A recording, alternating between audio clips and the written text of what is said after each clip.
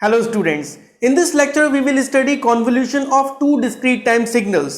Previous lecture में हमने दो कंटिन्यूअस टाइम सिग्नल के कॉन्वोल्यूशन के बारे में पढ़ा था.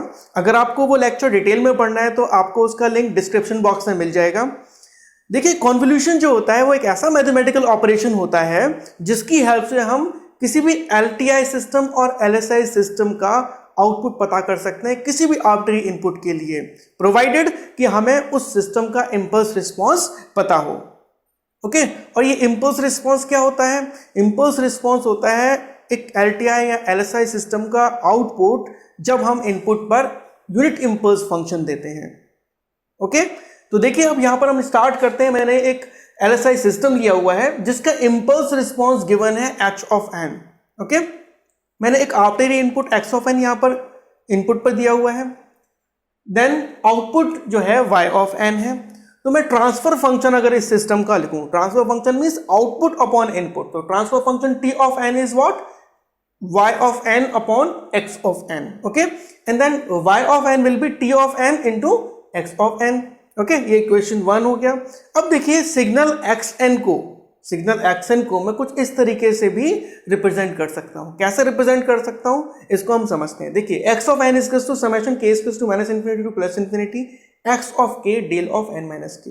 तो देखिए, मैंने एक आर्बिट्ररी सिग्नल ले लिया यहां पर x ऑफ n. मैंने एक एग्जांपल के तौर पर ये सिग्नल लिया हुआ है. ओके, इसकी वैल्यू कुछ इस तरीके से वैरी कर रही है. डिस्क्रीट टाइम सिग्नल है तो केवल n इक्वल्स टू 0 1 -1 -2 इस पर ही एग्जिस्ट करती है वैल्यू.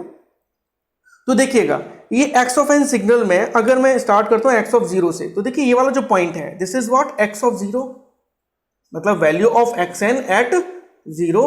अगर मैं इसे मल्टीप्लाई कर दूं डेल ऑफ n से, डेल ऑफ n क्या होता है? Unit impulse function. इसकी वैल्यू n इक्वल्स टू 0 पर 1 होती है, बाकी सारी जगह वैल्यू 0 होती है. तो अगर मैं डेल ऑफ n फंक्शन से मल्टीप्लाई कर दूं तो 1 का मल्टीप्लाई होगा x ऑफ 0 में, and that will become the same value. Okay, तो कोई चेंज नहीं होगा. इस वैल्यू को ही मैं del of n multiply by x of 0 लिख सकता हूं. ओके, नाउ ये जो वैल्यू आप देख रहे हैं, this value is what? x of 1.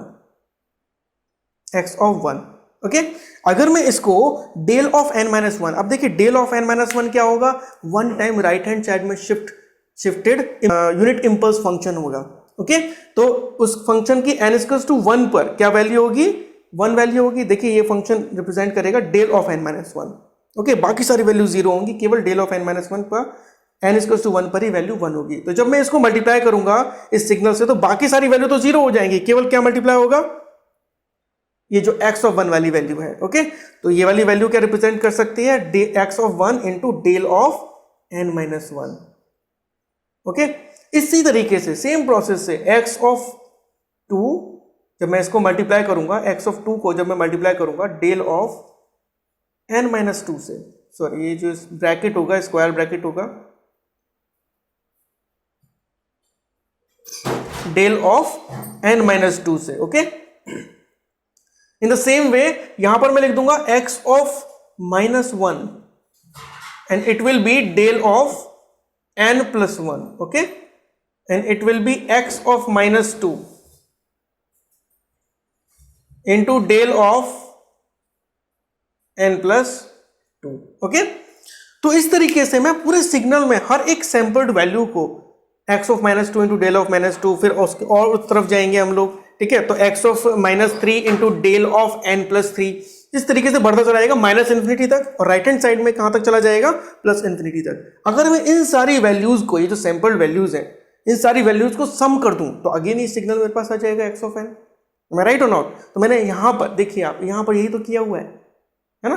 तो अगर मैं देखिए k की वैल्यू 0 पुट कर दूं तो यहां पे क्या होगा? x of 0 into del of n, x of 0 into del of n, ये वैल्यू आ जाएगी k इक्वल्स टू 0 के लिए. k इक्वल्स टू 1 के लिए x of 1 into del of n minus 1. है मैं राइट और नॉट? यहां पर मैंने क्या किया?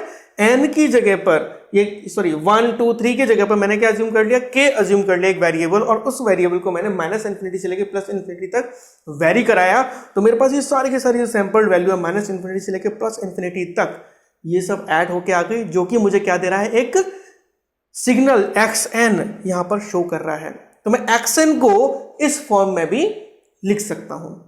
ये प्रॉपर्टी यूनिट इंपल्स फंक्शन की प्रॉपर्टी है. इस प्रॉपर्टी को यूटिलाइज करके मैं यहां पर क्या करता हूं, देखिएगा, put value of x n in equation 1। ये जो वैल्यू मैंने एक्स एन यहां पर फाइंड आउट की, इस वैल्यू को मैं इक्वेशन 1 में पुट करता हूं। तो देखिएगा y of n will be equal to t of n summation k is equals to minus infinity to plus infinity x of k del of n minus k। Okay, ये आपके पास expression आएगा। अब क्योंकि ये सिस्टम लीनियर है, क्या है, ये लीनियर है, लीनियर है, तो देखिए t of n, ये जो समेशन है ये k के रिस्पेक्ट में है, जबकि ट्रांसफर फंक्शन n का फंक्शन है। ओके, तो with respect to this summation this t of n is constant. तो क्या मैं इस Tn को इस समेशन के अंदर ले जा सकता हूं using the property of linearity. Okay, तो देखिएगा, इस Tn को using the property of linearity what I have written x of n is equals to summation k is equals to minus infinity to plus infinity x of k। इस Tn को मैं अंदर ले गया Tn into del of n minus k। Okay, क्योंकि ये system linear shift invariant system है और ये शिफ्ट इनवेरिएंस भी शो करता है, यानी टाइम के चेंज होने से इस सिस्टम का ट्रांसफर फंक्शन चेंज नहीं होता। ओके, तो हम यहां पर क्या लिख सकते हैं, t of n will be equal to t of n minus k। तो डिफरेंट टाइम पर इसकी जो वैल्यू रहेगी वो सेम रहेगी। ओके, तो देखिए tn del of n minus k को मैं यहां पर पुट कर सकता हूं t of n minus k into del of n minus k, and that can also be written as h of n minus k। Okay, ये h of n minus k कैसे लिखा जा सकता है, आपको पता हो कि t ऑफ n माइनस के, अगर मैं इनपुट पर क्या दे रहा हूं, इंपल्स, यूनिट इंपल्स फंक्शन दे रहा हूं, तो आउटपुट क्या होता है, h ऑफ n होता है, तो h ऑफ n माइनस के लिख सकता हूं मैं यहां पर, और इनपुट क्या होगा, del of n minus k. Okay, so here h of n minus k will be equal to t of n minus k into del of n minus k. Okay, तो इस तरीके से मैं यहां पर h of n minus k put कर सकता हूं इस वैल्यू के जगह पर। Got it? तो h of n minus k मैं यहां पर tn into del of n minus के प्लेस पर पुट करता हूं। तो देखिएगा y of n will be equal to summation k equals to minus infinity to plus infinity x of k h of n minus k, आपके पास एक expression आ जाएगा। क्या फाइंड आउट करने का, आउटपुट को फाइंड आउट करने का किसी भी आर्बिट्ररी इनपुट पर। तो देखिएगा इस मैथमेटिकल एक्सप्रेशन को हम रिप्रेजेंट करते हैं with the help of convolution operator. yn is equals to x of n convolution h of n। Okay, और इसकी हेल्प से हम किसी भी आर्बिट्ररी इनपुट xn पर सिस्टम का आउटपुट, एक लीनियर शिफ्ट इनवेरिएंट सिस्टम का आउटपुट फाइंड आउट कर सकते हैं, अगर आपको h ऑफ n यानी कि इंपल्स रिस्पॉन्स गिवन है।